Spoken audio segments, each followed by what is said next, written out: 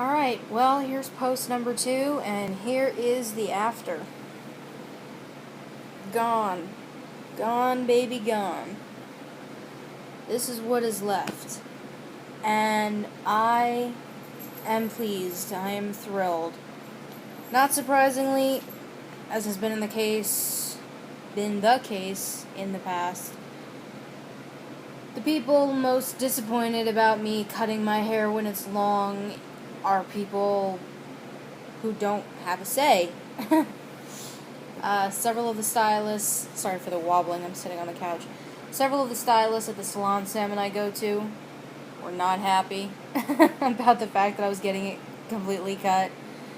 I sent a picture text message to my sister, and her biggest response was, "I hate it, you look like a lesbian."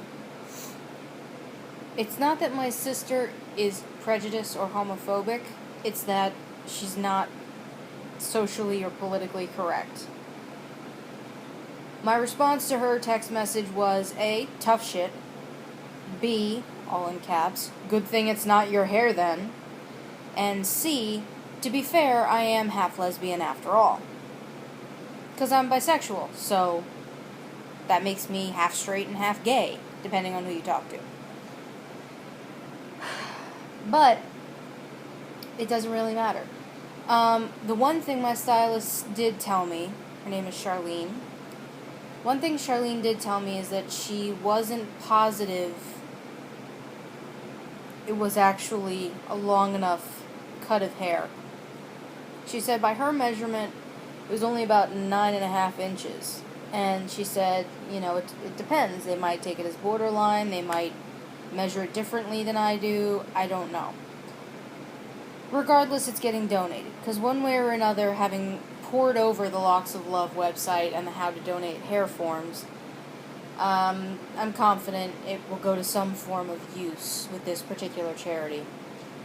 And when she mentioned that it might not be long enough, I waffled for like a second and a half and then went, no, fuck it, I'm done. I'm done. I can't.